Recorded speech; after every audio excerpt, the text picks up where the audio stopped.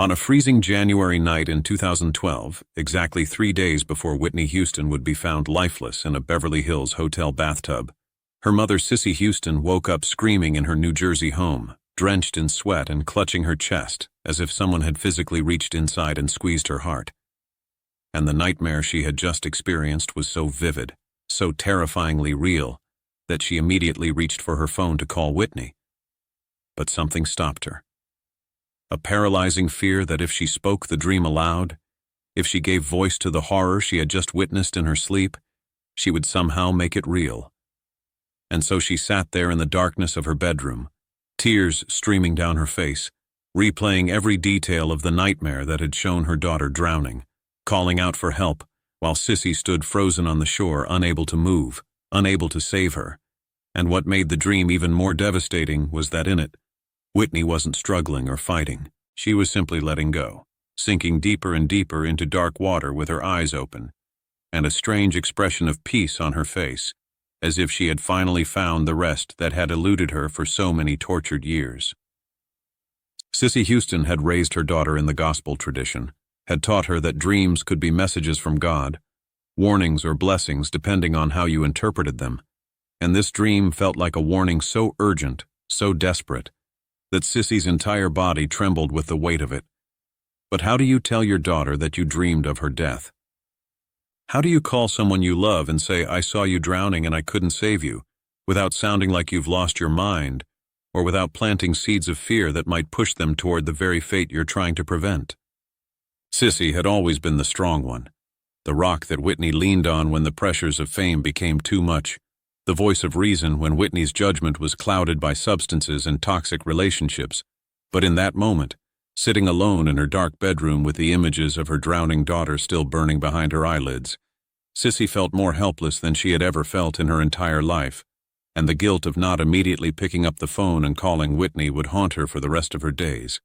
Because 3 days later the nightmare would come true in ways that were so eerily similar to what she had dreamed that Cissy would spend years wondering if she had somehow seen the future, if God had given her a chance to intervene and she had been too afraid to act, too paralyzed by the horror of the vision to do the one thing that might have saved her daughter's life.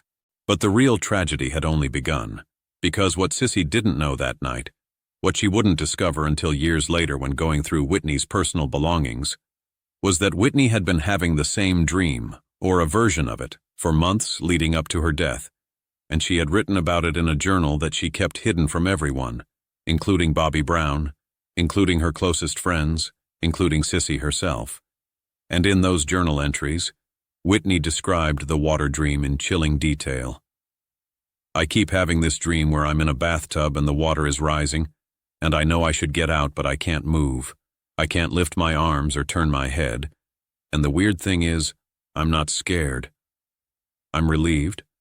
Like finally the struggle is over. Finally I can rest. And I see my mama standing in the doorway, but she's not moving either. She's just watching. And I want to tell her it's okay. That I chose this. That I'm tired of fighting. But my mouth won't work, and the water keeps rising and rising until everything goes black and I wake up gasping." The parallel between mother and daughter experiencing the same prophetic nightmare was something that would shake Cissy to her core when she finally read those words, because it meant that Whitney had known, on some level, that her time was running out, that the path she was on would lead to exactly the kind of death that both she and her mother had foreseen, and yet neither of them had been able to change it. Neither of them had found the words or the courage to break the cycle that was pulling Whitney down like an undertow she couldn't escape. Have you ever had a premonition about someone you love, a gut feeling that something terrible was going to happen, and you ignored it because acknowledging it felt too frightening, too overwhelming, too much like admitting that you're powerless to protect the people who matter most? That's exactly what Cissy experienced in those 3 days between her nightmare and Whitney's death, because she tried to convince herself it was just a bad dream, just her anxiety manifesting in her sleep, just the worry that any mother feels about a child who's been struggling for so long.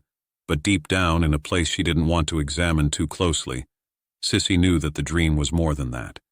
It was a warning, a message, a final chance to intervene before it was too late. What Whitney didn't know yet would shatter everyone's world, because in the days following Cissy's nightmare, Whitney was in Los Angeles preparing for Clive Davis's pre-Grammy party, and by all accounts she seemed happy, almost euphoric, telling friends and colleagues that she was ready for a comeback, that she had new music in the works, that she was finally getting her life back on track. But those who knew her best could see the cracks beneath the surface, could hear the slight tremor in her voice when she talked about the future, could notice the way her hands shook when she thought no one was looking, and there was a frantic quality to her optimism, as if she was trying to convince herself as much as anyone else that everything was going to be okay, that she had finally conquered the demons that had been chasing her for decades. Cissy tried calling Whitney on February 9th, the day after the nightmare, and Whitney answered sounding breathless and distracted, telling her mother she was in the middle of rehearsals and couldn't talk long, and Cissy found herself unable to bring up the dream. Unable to say, "I saw you drowning and I'm terrified it's going to come true." So instead she said, "Baby, are you taking care of yourself? Are you eating? Are you getting enough rest?" And Whitney laughed, that same bright laugh that had charmed millions of fans over the years, and said, "Mama, I'm fine. Stop worrying about me. I'm stronger than I've ever been." And those words would echo in Cissy's mind for years afterward, because they were the last real conversation she would have with her daughter, the last time she would hear that laugh, the last opportunity she would have to say the things that needed to be said, and she let the moment pass, let Whitney hang up and return to whatever she was doing. And Cissy went back to trying to convince herself that the nightmare was just a nightmare and nothing more. But the diary entry revealed something nobody expected, because when Cissy finally found Whitney's journal months after the funeral and read through the pages with trembling hands and tears blurring her vision, she discovered that Whitney had written an entry on February 10th, 2012, the day before she died, that read, "I had the water dream again last night, and this time it was different, because I wasn't scared and I wasn't fighting. I was just letting it happen, and I saw Mama standing there watching me, and I wanted to tell her that it's not her fault, that she did everything she could, that some people are just meant to burn bright and fast and then fade away. And I know that sounds dramatic, but I'm so tired. God, I'm so tired. Tired of pretending I'm okay. Tired of trying to be the Whitney Houston everyone expects. Tired of waking up every morning and wondering if today is the day my voice gives out completely, or my heart just stops from the strain of holding everything together, and maybe the water dream isn't a nightmare. Maybe it's a promise, a way out. A door I can walk through when I'm ready to stop fighting and just let go." Reading those words, Cissy felt her own heart shatter into a million pieces, because she realized that Whitney had been saying goodbye, had been preparing herself for the end, had been trying to find peace with a fate she felt was inevitable. And the worst part was that Cissy had sensed it, had dreamed it, had been given a chance to intervene, and she had let fear and uncertainty keep her from acting, from getting on a plane to Los Angeles, from showing up at Whitney's hotel room door and refusing to leave until she was sure her daughter was safe. The guilt of that inaction would become a weight that Cissy would carry for the rest of her life, showing up in her own dreams, manifesting as a constant ache in her chest, a voice in her head that whispered, "You knew, you knew, you knew," every time she thought about that February night when she had woken up screaming and done nothing to change what was coming. As the cameras flashed on February 11th, 2012, at the Beverly Hilton Hotel where Whitney's body was discovered in the bathtub of her fourth-floor suite, Cissy Houston was at home in New Jersey when she received the phone call that would confirm her worst fears, and the moment she heard the words, "Whitney is gone," she dropped to her knees and screamed with a sound that came from somewhere so deep and primal that it seemed to tear through the very fabric of her being, because the nightmare had come true exactly as she had seen it, down to the detail of Whitney being found in water, being unable to breathe, being gone before anyone could save her. And Cissy immediately thought about the dream, about how she had seen this exact scenario play out 3 days earlier, about how she had been given a warning and had failed to act on it, and the knowledge that she might have been able to prevent this, that she might have saved her daughter if she had just been brave enough to speak up. So to get on a plane, to do something, anything, other than sit in silence and hope the nightmare wouldn't come true, was a burden that threatened to destroy her completely. The headline the next morning revealed the unthinkable truth that Whitney Houston, one of the greatest voices of all time, had been found dead in a bathtub at age 48. And as the news spread around the world and fans gathered outside the hotel laying flowers and singing Whitney songs and crying for a woman they had never met, but who had touched their lives through her music, Cissy sat in her living room surrounded by family members who were trying to comfort her, trying to tell her it wasn't her fault, that there was nothing she could have done. But their words felt empty, because Cissy knew something they didn't. She had been given a sign, a warning, a prophetic vision of exactly what was going to happen, and she had let fear and uncertainty keep her from acting on it. And now Whitney was gone, and there were no second chances, no do-overs, no way to go back and make different choices. But what happened in the weeks following Whitney's death would become a turning point in Cissy's own journey of grief and healing, because she made the decision to speak publicly about the nightmare. Not because she wanted attention or sympathy, but because she needed people to understand that Whitney's death wasn't just an accident or a moment of carelessness. It was the culmination of years of struggle, years of fighting battles that most people never saw, years of trying to be perfect in a world that demands perfection from its stars, while offering nothing but judgment when they inevitably fall short. And Cissy wanted the world to know that Whitney had been suffering, that she had been calling out for help in ways that weren't always obvious, that the signs had been there for anyone willing to look closely enough. And maybe, just maybe, if Cissy shared her story about the prophetic nightmare, it would help someone else recognize the warning signs in their own loved ones and act before it was too late. In interviews and in her memoir, Cissy described the nightmare in detail, talking about the water, the drowning, the sense of helplessness she had felt, and the eerily accurate way it had predicted what would happen just 3 days later. And while some people dismissed it as coincidence or the mind's way of processing existing fears and anxieties, others heard Cissy's story and saw their own experiences reflected back at them.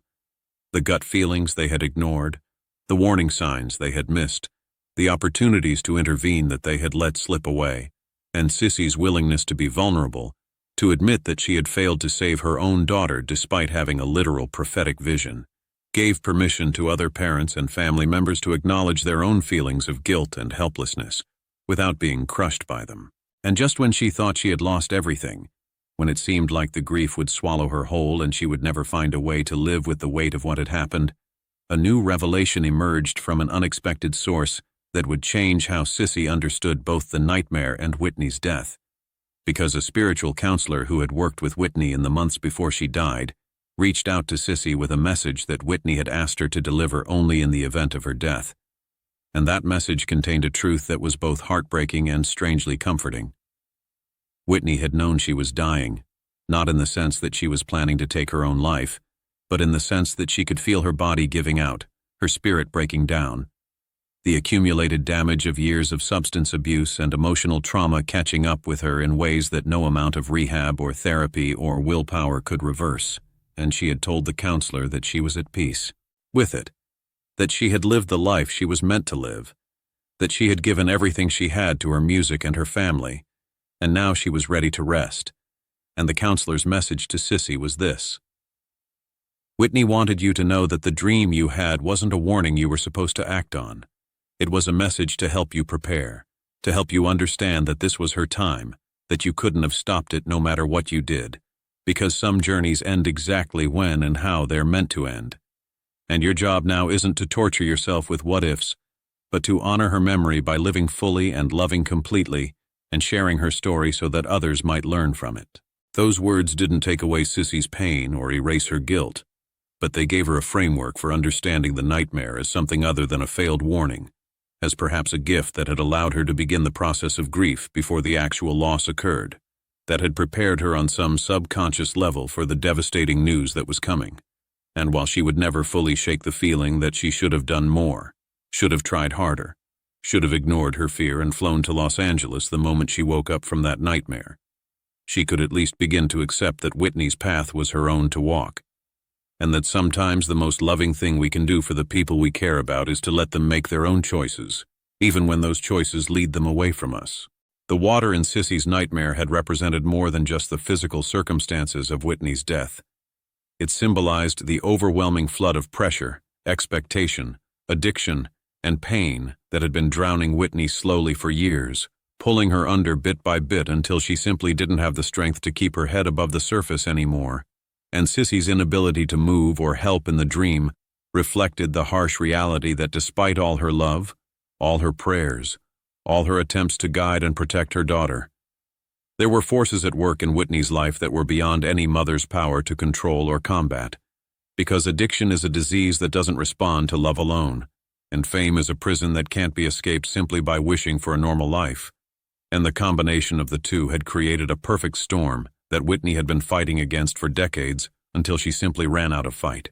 In the years since Whitney's death, Cissy has shared the nightmare story countless times, each telling a small act of penance, a way of honoring her daughter's memory by being honest about the reality of loving someone who's struggling with demons you can't see and can't defeat for them. And she's received thousands of letters and messages from other mothers who've had similar experiences, who felt premonitions they didn't act on, who've lost children to addiction or depression or circumstances they feel they should have been able to prevent. And Cissy tells them all the same thing that the spiritual counselor told her. You did the best you could with what you knew at the time, and sometimes the best isn't enough. Not because you failed, but because some situations are bigger than any individual's power to change them, and the only way forward is to forgive yourself, to honor the memory of the person you lost, and to use your pain to help others who might be walking similar paths. The prophecy of Cissy's nightmare wasn't really about predicting the future. It was about revealing a truth that had always been there, but that no one wanted to acknowledge. Whitney Houston was drowning long before she slipped beneath the water in that hotel bathtub, drowning in expectations and judgments and the impossible pressure of being a legend who was also just a human being trying to survive. And the dream was a message not just to Cissy, but to everyone who loved Whitney. A message that said, I'm going under and I don't know if I can keep fighting. And the tragedy is that so many people saw the signs, but didn't know how to help, didn't know what to say, didn't know how to pull someone back from the edge when they've already made the decision to let go. Cissy Houston lives with the nightmare still, all these years later, waking up sometimes in the middle of the night with the image of her daughter sinking beneath dark water. But she's learned to see it not as a torment, but as a reminder that Whitney's struggle was real, that her pain was valid, that her death was not a failure of love, but a tragedy of circumstances that were beyond anyone's control, and that the best way to honor her memory is not to dwell on what couldn't be changed, but to celebrate what she gave to the world during her time here. A voice that could move souls, a heart that loved fiercely despite being broken, and a legacy that continues to inspire and touch lives long after the water closed over her head, and she finally found the peace that had eluded her in life. And as Cissy tells this story one more time, sharing the nightmare that came true and the lessons she learned from it, she ends with a message to anyone who's watching, anyone who's worried about someone they love, anyone who's had their own prophetic dream or gut feeling that something is wrong. Trust your instincts. Speak up even when it's scary. Show up even when you don't know what to say.